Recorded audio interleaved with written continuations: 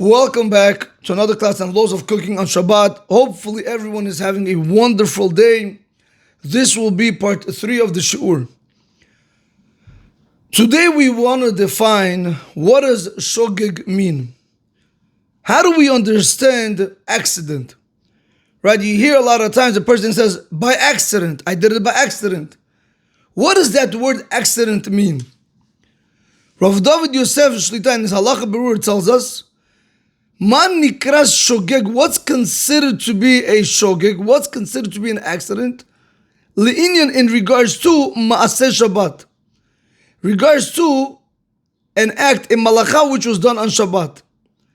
Now, we need to know this rule, that whenever we say malacha, let me just put it right over here, whenever we use the word malacha, malacha literally means that if a person went ahead and he did something forbidden on Shabbat.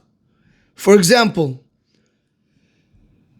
so let me just give you a small introduction. There are 39 malachot that we're not allowed to do, which are called avot malachot, the fathers, meaning the primary work that we're not allowed to do. And then there are toldot, the children, the secondary malachot, which are following after the primary malachot. A lot of secondary malachot fall under the primary malachot.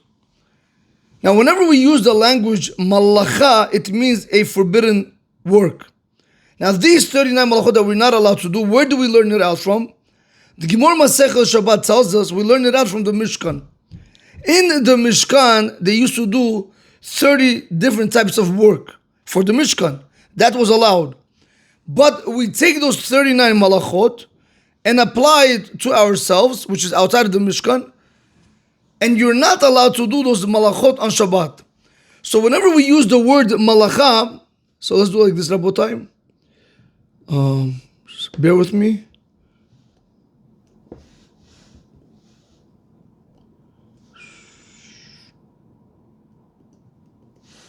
Whenever you use the word malacha, what does malacha really mean?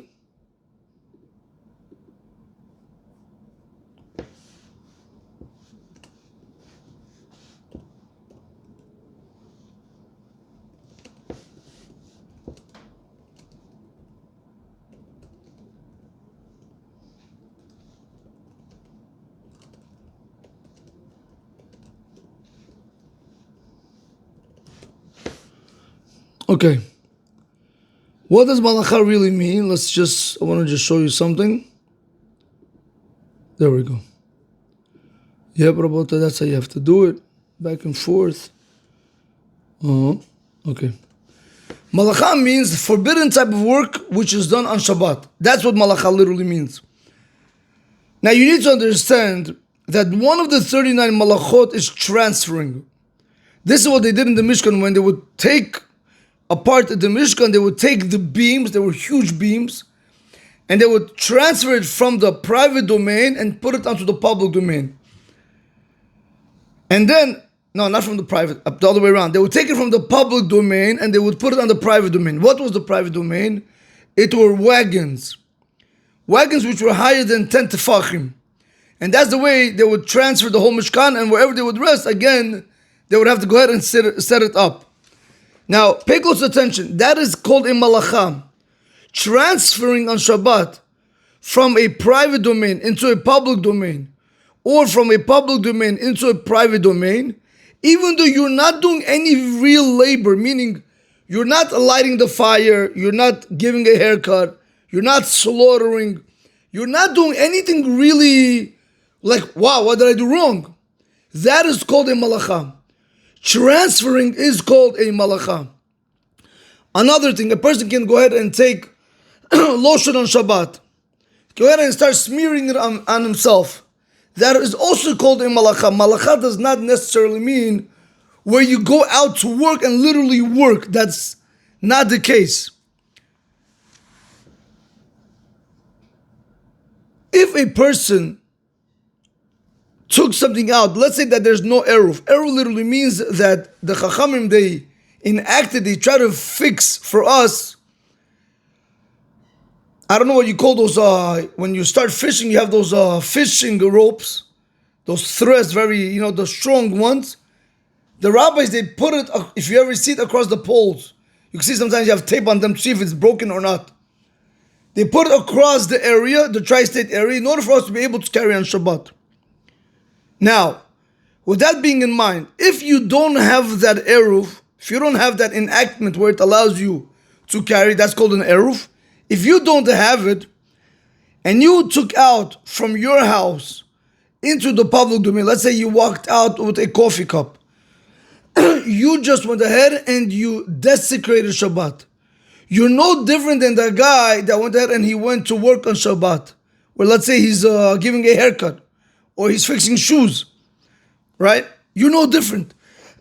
Just like he's not allowed to give a haircut, you're not allowed to carry on Shabbat. Same law. So understanding that when we say the word malacha, which means work, it doesn't necessarily mean work like real labor, like, forced labor. No. Malacha could even mean like transferring, like smearing oil onto yourself, lotion onto yourself. All these things could be malacha. When we say malacha, you should remember, it means it's a forbidden type of work which is done on Shabbat. Now, to try to just clarify this, let's say a person lives in a building and he lives on the first floor. Now, he has his father living on the 6th floor. So now on Shabbat, they decided to sit in his father's house. So they have to bring all the chairs up, or the tables, whatever it is. So now they're carrying the chairs and the tables back and forth, back and forth. By the time they're done after 4 hours, they're sweating buckets. I can technically tell you that is work in English. But that's not malacha in Hebrew. Yeah, you might have been doing real physical labor, but that's not the malacha that the Torah is going to go ahead and tell you you're chayav karet, chayav mita, chayav chatat. On that, we're never going to tell you that. Because that's not one of the 39 malachot that the Jewish people did in the Mishkan. Since it's not enumerated there, we're going to tell you that's not a malacha. So understand, Rabotai, there is a difference between labor versus forbidden type of work. Okay, so whenever we say malacha, remember that it is forbidden type of work. So it's the same concept over here with Maaseh Shabbat. With Maaseh Shabbat, the same thing. That a person went ahead and he did a malacha on Shabbat. Again, what does it mean malacha? A forbidden malacha on Shabbat. Okay. With that in mind, let's continue. After seeing now that we want to try to define what does Shogeg mean, I need to understand what does Shogeg mean. Now, why is this very important? Why is this word Shogeg very important? Because you have to remember, when you ask the person that went ahead and he cooked on Shabbat and you asked him, tell me, why did you do it? Why did you cook? I don't know, why did you make shish kebab on Shabbat? Because remember, you want to eat it after Shabbat. So if he tells you, I knew it was asur, I knew it's not allowed, and then I did it by purpose, we know the rule. He's never allowed to benefit from that meat, but everybody else is allowed to benefit. However, when it comes to Shogeg, let's do this carefully. He says, I did it by accident. So the rule is, he's allowed to eat, and everyone else is allowed to eat immediately after Shabbat. But here comes the question. Define Shogeg. Define, what does that mean by accident? You know how it goes. The wife calls you and she says, babe, I got a ticket. How'd you get a ticket? Why can't you just put a quarter? By accident. Define accident. A kid goes and he hurts his brother or sister. What happened? Accident. It happened by accident. Give me the definition of an accident. Another situation, Rabotai, a person went ahead and he wronged somebody. So what happened? Why would you do such thing? That's not my intention. That was an accident. What do you mean an accident? So we really want to understand what's the definition of an accident when it comes to the laws of Shabbat.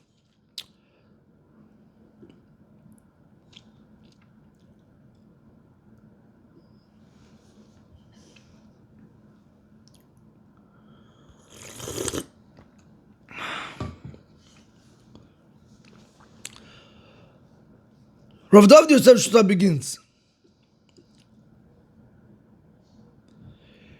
Bidin misha asa malacha hasura b'Shabbat. In the law, where someone went ahead and he did a forbidden type of work on Shabbat, Nechshava davar shasa b'shogeg. When are we going to consider it that he did the act, the malacha? Remember what malacha means? When he did the malacha by accident, what does that mean? Kol she'asa ken al pi hora'at talmid chacham, moreh hora'ah baki b'halacha. Rabbi, I want you guys to pay close attention to this line right over here. Rav David Yosef is defining the first type of accident a person can have is when you ask him, 1 second, tell me, why did you think it's allowed to make shish kebab on Shabbat? He said because there was a Talmud Chacham that made a Pesach Halacha and said that it is mutar. I'm just giving, again, just not that case, in general. Let's say that there was a Talmud Chacham who's baki in halacha, meaning he's an expert in halacha, went ahead and he told you that, listen, George, you're allowed to go ahead and you're allowed to do X, Y, and Z on Shabbat. You went ahead and you did it.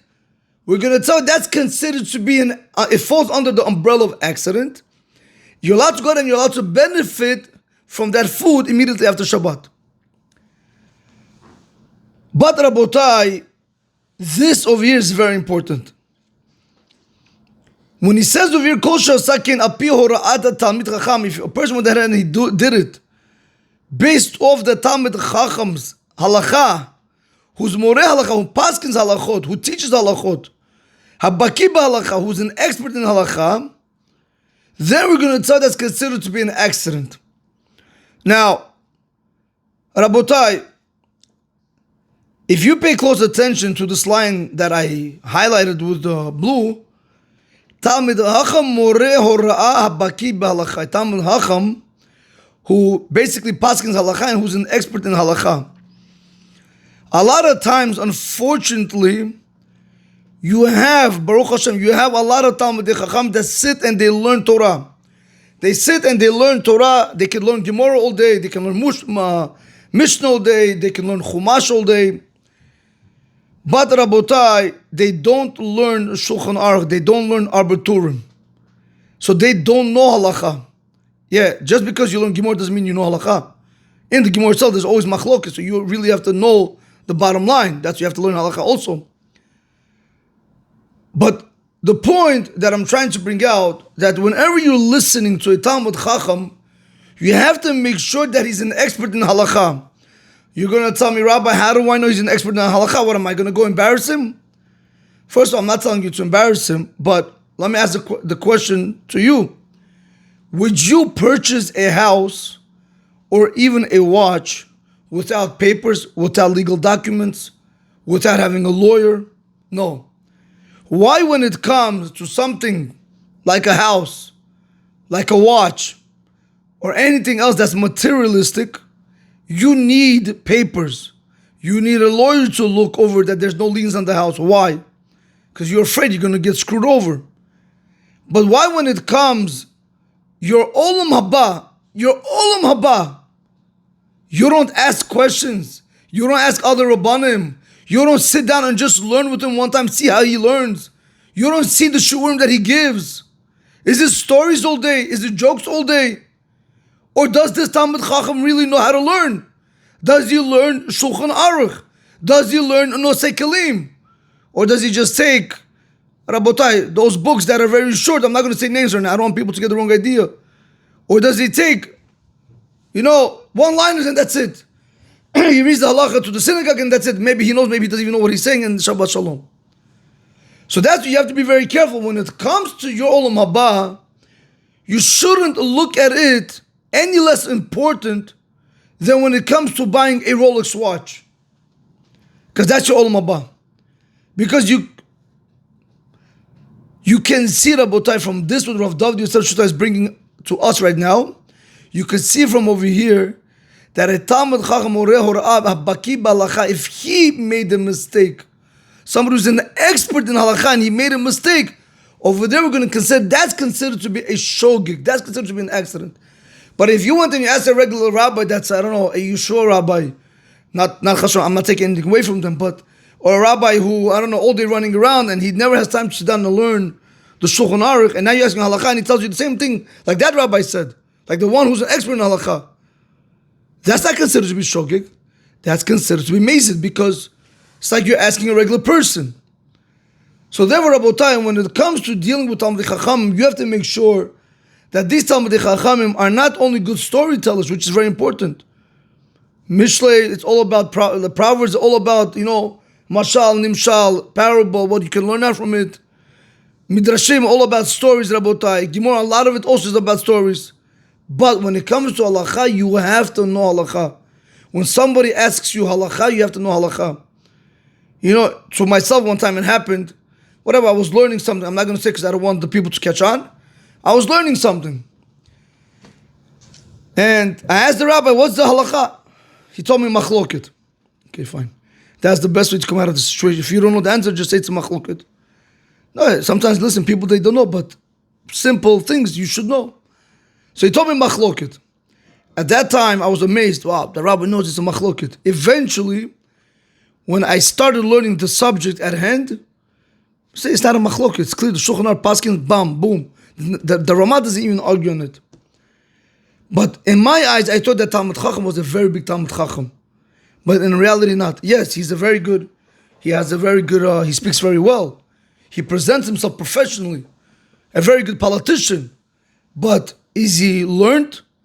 Did I ever see him learn? No, not me, I personally know. Did I ever see him open Shulchan Aruch? No.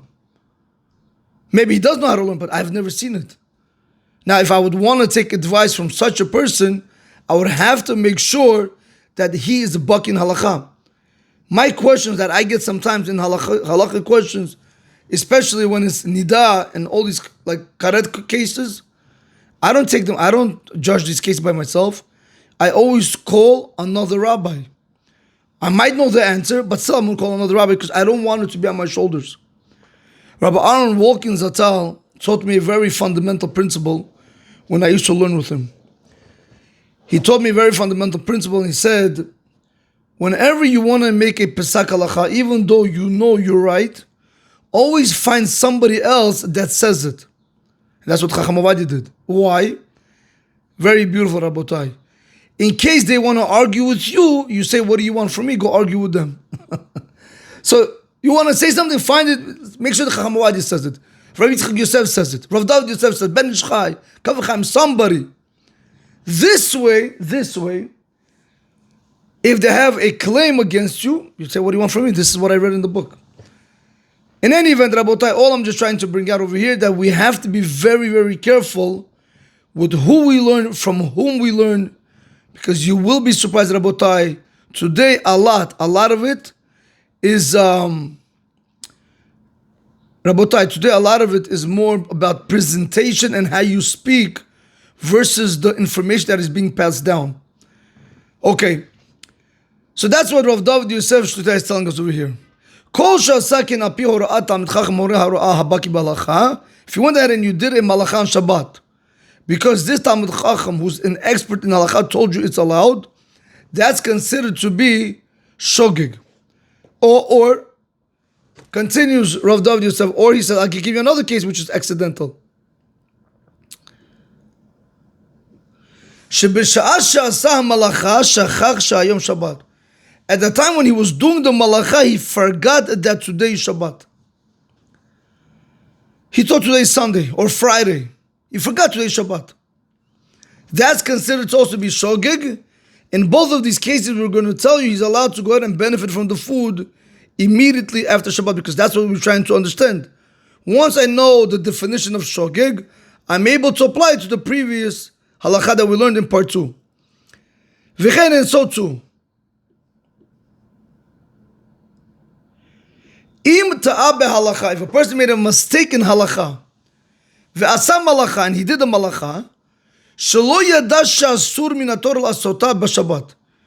Look, a person, you know what he said? He knows that it's Shabbat, but he didn't know that the malacha of cooking on Shabbat, in this particular case, is forbidden from the Torah. He didn't know. He thought that the malacha itself was mutar. That's also considered to be Shogeg. So we have 3 cases. Case number 1, a Talmid Chacham said you're allowed to do it. You did it, Shogeg. Case number 2, you knew the malacha, you knew the forbidden labor of cooking on Shabbat is not allowed, but you forgot that today is Shabbat. Beautiful. That's case number 2. Case number 3, a separate case in its entirety.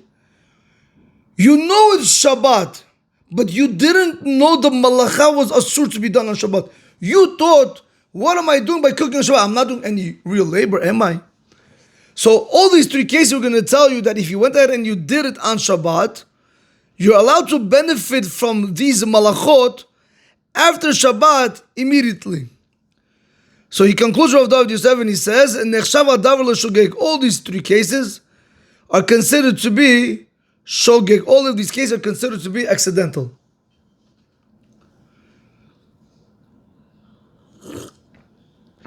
Okay, Rabotai, with this we do finish this piece. Let's just do the English for those that don't want to see it in English. I'm going to read it. What is called shogeg? What is called a mistake? Define mistake. In regards to when someone does malacha on Shabbat. If someone does malacha on Shabbat, we say it was done by mistake in these cases. Case number 1. He asked a rabbi who knows halacha, and the rabbi told him it's allowed. So he thought it was okay. That's called shogeg. He didn't mean to break Shabbat. Case number 2. He forgot it was Shabbat. Like, if he thought today is Friday, that's also shogeg. Case number 3. He didn't know it was a Torah level malacha. For example, he thought it's only a small problem or a rabbinic rule, but really it's from the Torah. Still counts as shogeg. In all these cases, even though he did a forbidden thing, we don't say he did it on purpose. It's a mistake.